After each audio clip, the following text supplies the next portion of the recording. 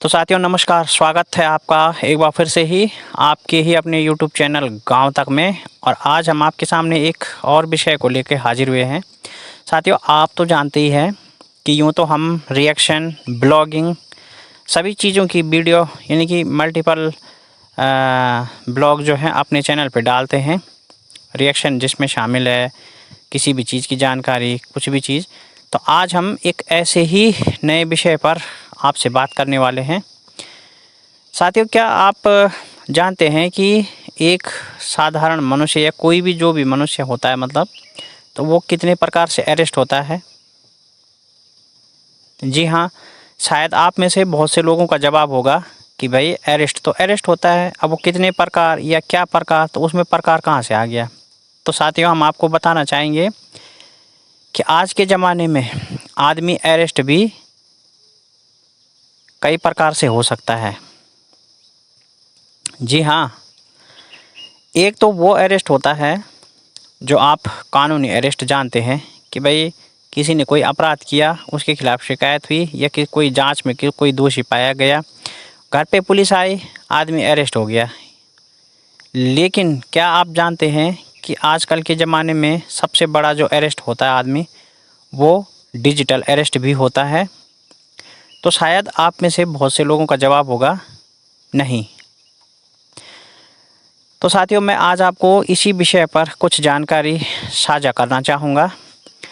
आपको पता होगा कि कंप्यूटर साइंस की दुनिया में एक ऐसा आविष्कार हुआ है, पहले से ही हुआ है ये, क्योंकि ये जो 1995 में जब कंप्यूटर साइंस पे तरह तरह के रिसर्च हुए थे तो जब ये रिसर्च हुए थे तो 1995 में फिर एक अमेरिकी वैज्ञानिक ने क्या किया कि कंप्यूटर साइंस के इस टेक्नोलॉजी को नाम दिया AI यानी आर्टिफिशियल इंटेलिजेंस। अब क्या है साथियों ये आर्टिफिशियल इंटेलिजेंस? आप समझते होंगे आर्टिफिशियल का मतलब कृत्रिम, इंटेलिजेंस का मतलब बुद्धिमत्ता या बुद्धि भी आप इसको बोल सकते हैं। तो यानी कृत्रिम बुद्धिमत्ता, अगर इसको हिंदी में आप कहें तो कृत्रिम का मतलब आप जानते हैं कि जो किसी भी चीज़ को बनाया जाता है उसे कृत्रिम कहते हैं।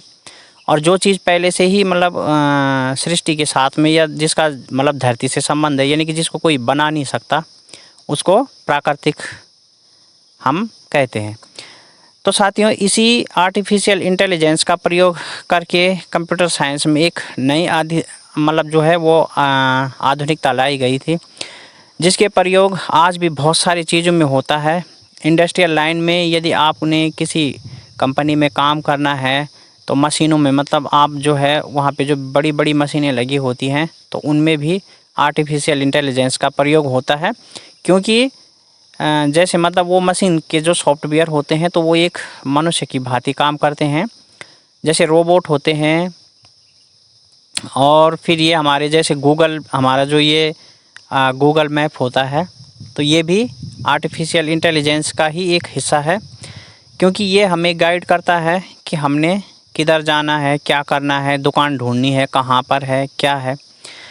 तो साथियों ये आर्टिफिशियल इंटेलिजेंस जो है टोटली हमारे को एक मानव जैसा व्यवहार हमारे साथ करता है, एक मनुष्य के जैसा काम करता है। तो 1995 में जब अमेरिकी वैज्ञानिक ने ये रिसर्च किया था तो एक सोच आई थी वैज्ञानिकों के दिमाग में कि भाई क्या कोई ऐसा भी कोई सॉफ्टवेयर या कोई ऐसी चीज़ डेवलप की जा सकती है जो एक मनुष्य की भांति काम करे, एक मनुष्य की भांति सोच सके, समझ सके।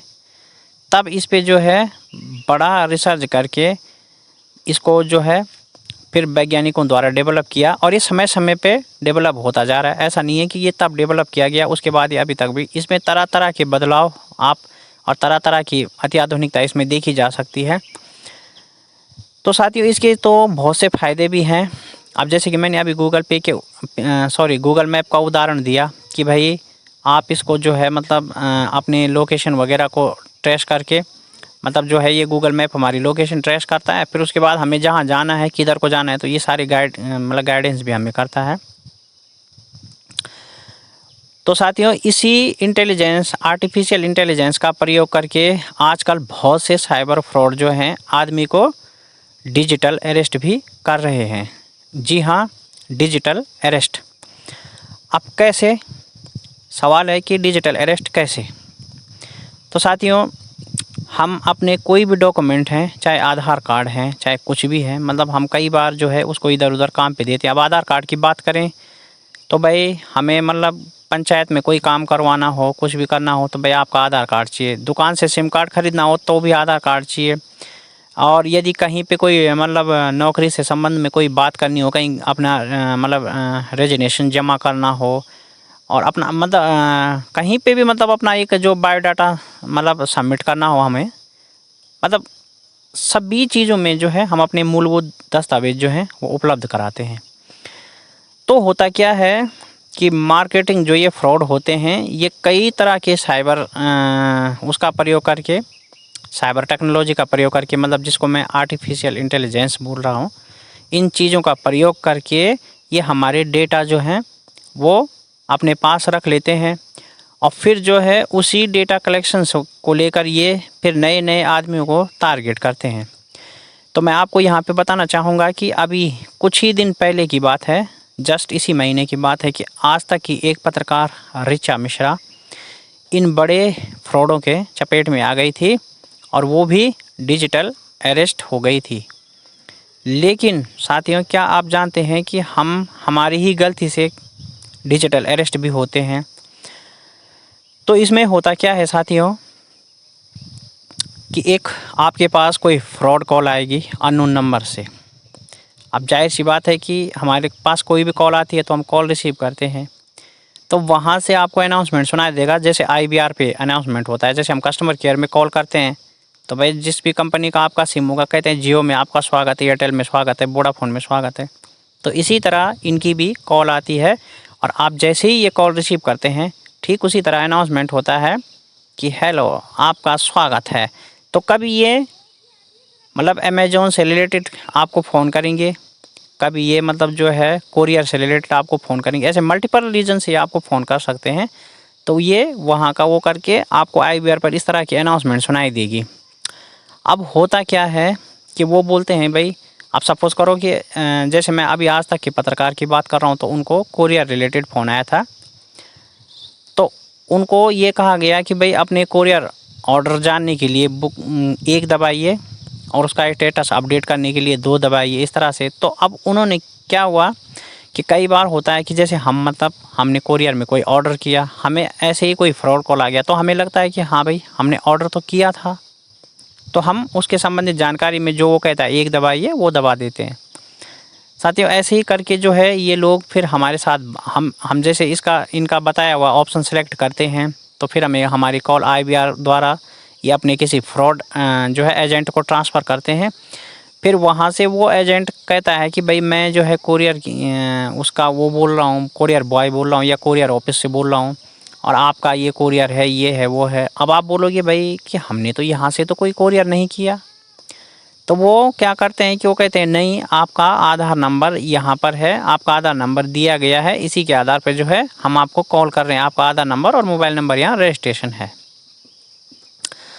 तो साथियों, आपको तब हैरानी सबसे ज़्यादा हो जाती है जब इनके पास आपका आधार नंबर भी बिल्कुल हूबहू होता है, मतलब ओरिजिनल सही में जो आधार नंबर होता है वो इनके पास होता है।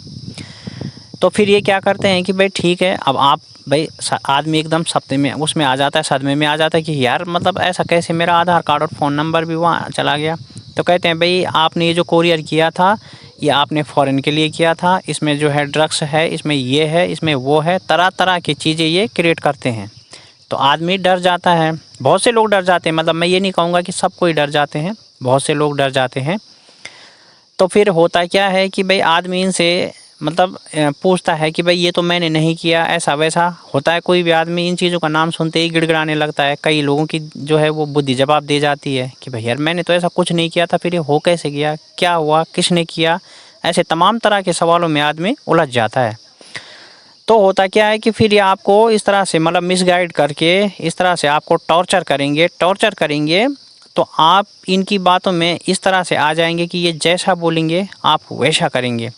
तो देखते ही देखते ये आपके कमरे में ही आपके हाथों से दरवाजे बंद करवाएंगे, पर्दे बंद करवाएंगे। फिर आपसे बोला जाएगा कि हम आपकी कॉल जो है वो पुलिस को ट्रांसफ़र कर रहे हैं, आप पुलिस से बात कीजिए, आप वहाँ पे ऐसा ऐसा बोलिए, और शर्तें वो लिखवाएंगे कि आपका एक्सेप्ट मतलब ये एक्सेप्ट माना जाएगा कि हाँ जी आपने ये काम किया है।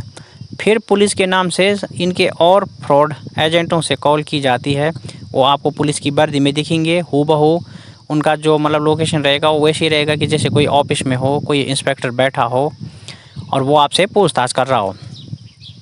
तो इसी तरह से साथियों इनका मतलब ये फर्जिया कारोबार चलता है, और उसके बाद ये आपको जैसा बोलेंगे आपको वैसा करना पड़ता है। ये आपको फिर कहेंगे कि भाई आप इसका ऐप डाउनलोड करो, आप ये करो, आप वो करो, आप वहाँ से ऐसा करो। तो आदमी इनकी बताई बातों में आता जाता है और जैसा जैसा वो लोग कहते हैं वैसा वैसा करता जाता है।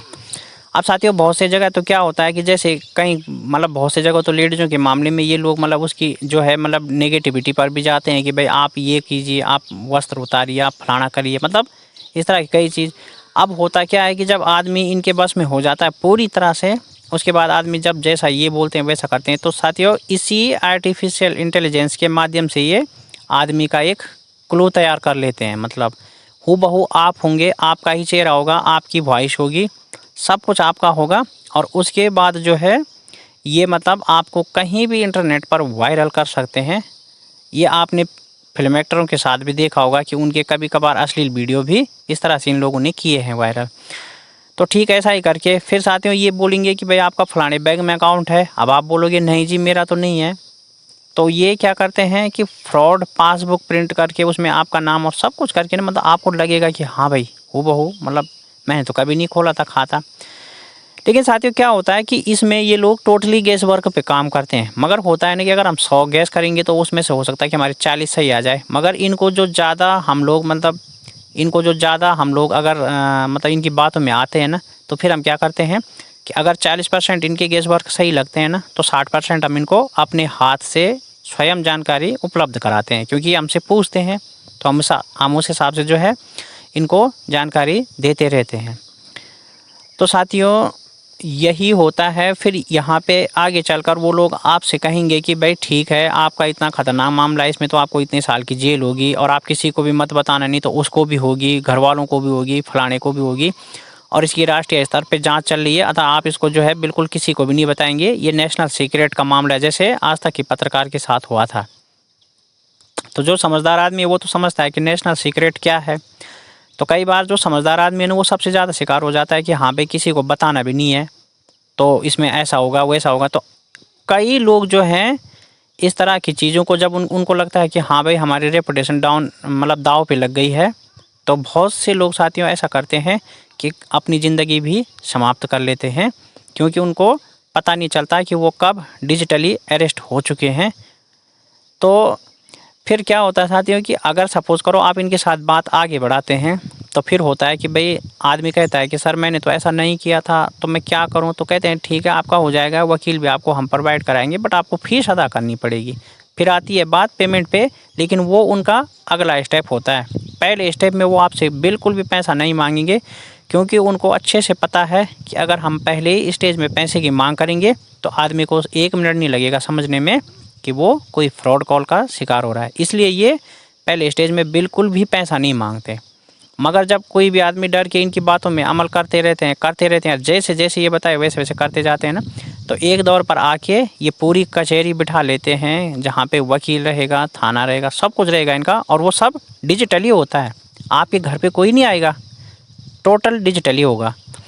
तो फिर आपसे कहा जाएगा कि भाई ये मामला है, वो मामला है। अच्छा साथियों, ये जब आदमी को IVR पे होल्ड पे रखते हैं ना, ये कहते हैं भाई आपके आधार कार्ड और मोबाइल नंबर हमारे पास है, हम ज़रा जांच कर रहे हैं कि आपका और कहाँ कहाँ क्या क्या सिस्टम है। अब सोचिए हमारे देश का कानून ऐसा है कि एक मामले की जांच करने में सालों लग जाते हैं। ठीक है, यदि आपने कानून में कोई शिकायत की कि साहब मेरे को फलाने ID से ये आ रहा है वो आ रहा है, तो उस ID की जाँच करने में सालों लग जाते हैं। लेकिन ये लोग केवल 2 ही मिनट में बोल देते हैं कि भाई आपकी फलानी जगह से भी ऐसी रिपोर्ट आ रही है, हमने जांच कर लिया आपका, अब फलानी जगह से भी ऐसा आ रहा है, आपका फलानी जगह से भी ऐसा आ रहा है। तो वैसे तो जो समझदार आदमी है वो समझ सकता है कि भाई जब एक छोटी से मामले को जांच करने में कानून में इतना टाइम लगता है, तो ये 2 मिनट में कैसे जांच कर रहे हैं, और 2 मिनट में ऐसी इनके पास कौन सी कानून की व्यवस्था है कि ये पूरी निष्कर्ष तक पहुँच जाते हैं। मगर साथियों इनका कोई जांच वाँच कुछ नहीं होता, केवल और केवल आपको टॉर्चर करने के लिए और आपको बेवकूफ़ बनाने के लिए इस तरह की बातें करते हैं। और इनके बहकावे में और इनका शिकार ना अच्छे लोग भी हो जाते हैं, पॉलिटिशियन, फिल्म इंडस्ट्री वाले, और अब तो पत्रकार भी इनसे बच नहीं पा रहे हैं। तो साथियों फिर इसी का नेक्स्ट स्टेप होता है कि आपको सब कुछ करके बताया जाएगा कि आपको क्या करना है, अगर आपको बचना है या आप चलो मामले को रफा दफा कर दिया जाएंगे। ऐसे मल्टीपल जो है कंडीशन वो आपके सामने रखेंगे, फिर आप उनको पैसा देने पर भी मजबूर हो जाएंगे। और बहुत से लोगों के साथ तो ऐसा हुआ भी है। और पिछले केवल 1 महीने के आंकड़े मैंने इंटरनेट से देखे हैं, तो 4 से 5 हज़ार करोड़ की ठगी इन साइबर फ्रॉडों ने की है, केवल और केवल आर्टिफिशियल इंटेलिजेंस का इस्तेमाल करके। तो साथियों जहां आर्टिफिशियल इंटेलिजेंस हमारे लिए बहुत उपयोगी भी है कंप्यूटर के ज़माने में, कंप्यूटर साइंस के ज़माने में, तो वहीं इस आर्टिफिशियल इंटेलिजेंस का दुरुपयोग भी बहुत ज़्यादा है। वैज्ञानिक इस बात पर जो है विचार करते हैं, क्योंकि आर्टिफिशियल इंटेलिजेंस को डेवलप करते समय कभी कभार कई वैज्ञानिकों का ये तर्क भी होता है कि अगर सपोज कीजिए कभी आर्टिफिशियल इंटेलिजेंस द्वारा जो भी रोबोट है, जो भी सिस्टम या जो भी मानव रहित हम मानव निर्मित जो भी हम चीज़ें बनाते हैं ना, अगर कभी ये मनुष्य के खिलाफ हो गए तो क्या होगा। मतलब कभी अगर ये मनुष्य के खिलाफ हो गए तो क्या होगा। जैसे किसी आदमी के शरीर में एंटीबॉडीज़ होती है ना साथियों हमारे शरीर में, तो अगर वो आदमी की जो एंटीबॉडी होती है अगर वो अपने शरीर को एक्सेप्ट नहीं करे तो क्या होगा आदमी के साथ। मतलब अगर आदमी के शरीर में जो एंटीबॉडी मौजूद है और वो अपने शरीर को एक्सेप्ट न करे, मतलब अपने शरीर के साथ ही पराये शरीर जैसा व्यवहार करने लग जाए, तो आप समझ सकते हैं कि आदमी के साथ कितना बड़ा मेडिकल टास्क हो जाता है। तो ठीक उसी तरह वैज्ञानिकों का भी ये डर लगा रहता है, वैज्ञानिकों को भी, कि अगर इस तरह की आर्टिफिशियल इंटेलिजेंस का भी मनुष्य के खिलाफ कोई मिसबिहेव करना शुरू कर दे तो कैसे इन पर काबू पाया जाए, क्योंकि ये तो बुद्धिमत्ता में मनुष्य से कई ज़्यादा होते हैं। और सबसे बड़ी बात यह है कि मनुष्य डिप्रेशन में आ जाता है, टेंशन में आके अपना संतुलन खो बैठता है, मगर ये तो क्योंकि टेक्नोलॉजी है इसमें ऐसा कुछ नहीं होता, ये सदा संतुलित होकर काम करती है और बहुत से बड़े लोग इसका शिकार हो जाते हैं। तो साथियों अगर आपके साथ भी कभी कोई ऐसी कॉल आए, चाहे आपने कुछ भी किया हो, ऐसे कॉलों से बिल्कुल डिस्कनेक्ट कर दें, उसके साथ बात न करें। और आपको अगर कोई साइबर क्राइम आपसे हुआ भी है ना, तो आपको आपके घर पे आके पुलिस मिलेगी, पुलिस थाने में जाकर आप बात कर सकते हैं। ऐसे डिजिटल साइबर फ्रॉडों के चक्कर में बिल्कुल भी ना आए और ना ही इन पे विश्वास करें, ना इनके साथ बात करें। और अगर किसी के साथ ऐसा कोई भी मामला होता है तो शीघ्र कॉल डिस्कनेक्ट करके इसकी जानकारी अपने नज़दीकी थाने में दें। तो साथियों कैसा लगा आपको आज का ये ब्लॉग डिजिटल अरेस्ट के बारे में, आप अपने राय कमेंट बॉक्स में ज़रूर लिखना। चैनल को लाइक सब्सक्राइब ज़रूर करना वीडियो को, और मैं मिलता हूँ आपको किसी नेक्स्ट वीडियो में। तब तक के लिए बहुत बहुत धन्यवाद।